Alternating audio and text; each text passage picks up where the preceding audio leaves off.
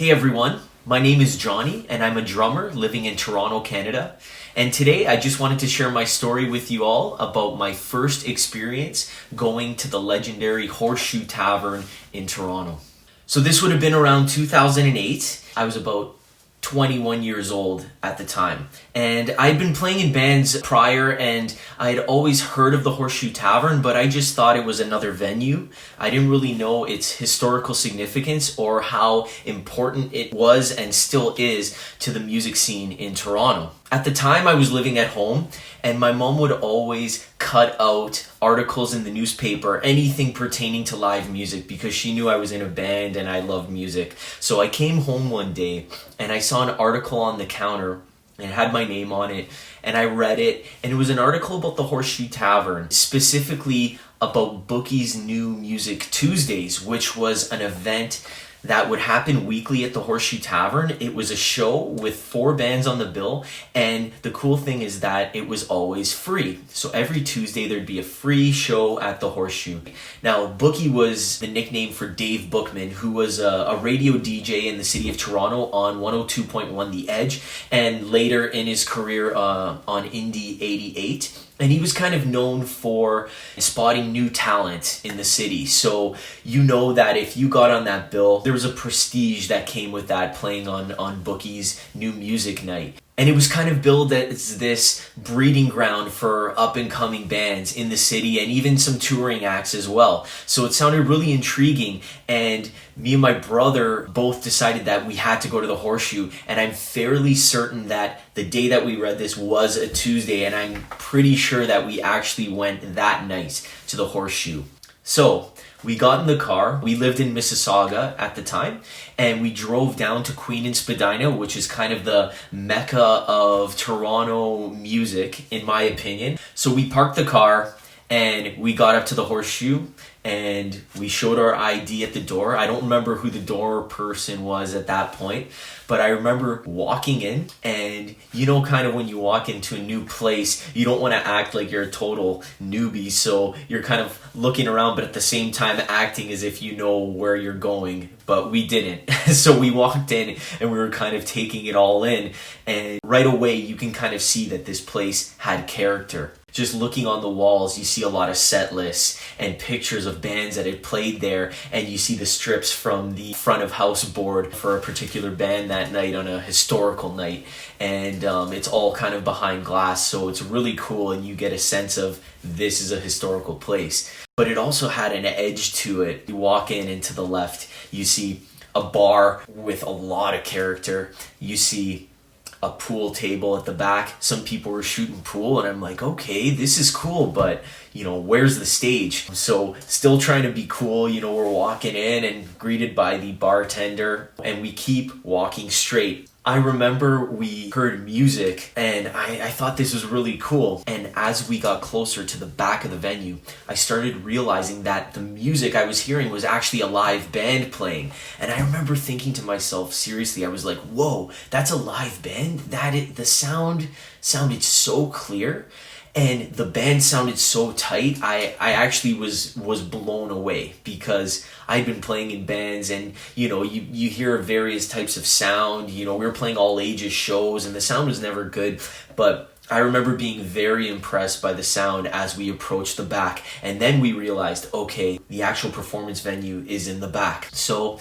we walk up 3 steps into the back room, and you're kind of taken into a bit of a different world. You're entering, you know, the concert venue now. And you have the bar on the left. I don't remember who's working there that particular night, but I do remember that the first drink I ordered there was a Budweiser. Since that day, I always ordered a Budweiser whenever I was at the Horseshoe. I would say for the first 5 years of me going to the Horseshoe after that. So we went in, and the band that was playing was so tight. Seriously, I really remember this. And I actually remember the band's name, because after the show, I remember getting a free EP from them, which I thought was so cool. And the band was the Hamilton band Young Rival. You can check them out on Spotify, and they have some amazing tunes. So I'm not sure what point of their career they were at that point, but it was really cool to see them at the Horseshoe, and that was the first band that I saw on my first night at the Horseshoe, and I probably still have their EP somewhere at my parents' place. So I gotta find that one. That would be really cool. I don't remember the other bands that played. I just kind of remember them.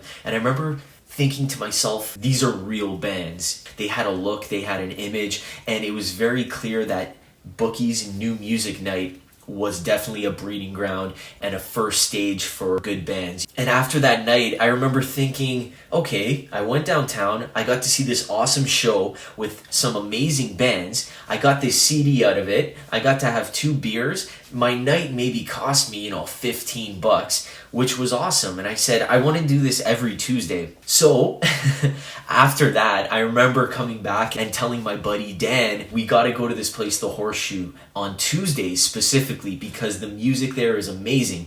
So I would say for a good year, my buddy Dan and I would go to as many New Music Tuesday nights as we could.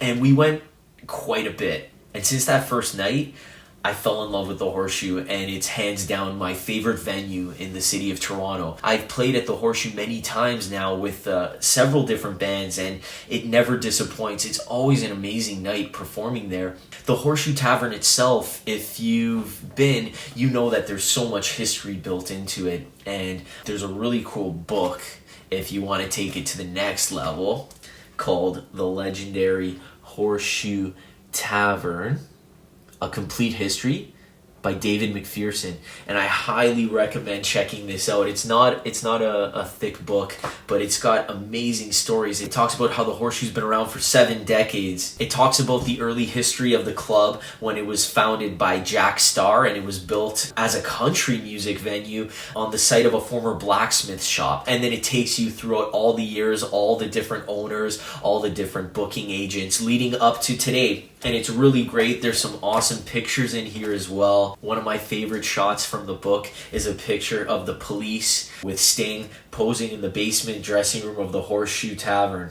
in 1978. There's Sting in the middle.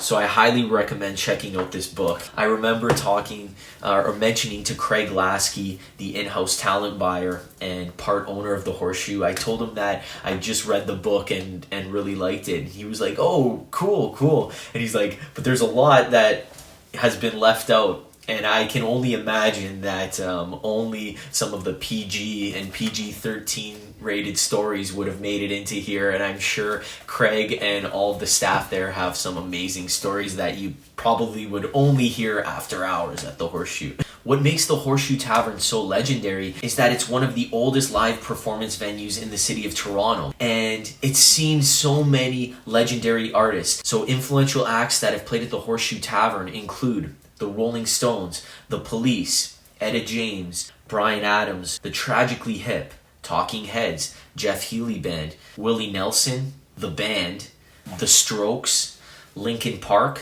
Foo Fighters, and so many more. And just standing on the iconic checkerboard floor right in front of the stage, there's just a sense of this is an important stage. And a lot of people have played on here. You just feel it. I'm so thankful that we have a place like the Horseshoe Tavern in our city. And I'll never forget that first night at the Horseshoe Tavern. Thanks so much for listening. If you have any memories about the Horseshoe Tavern, I'd seriously love to hear about them. Or any cool stories about the history, anything like that, please comment below. I genuinely want to hear your stories. And I hope you got something out of this and enjoyed my story about my first time going to the Horseshoe Tavern.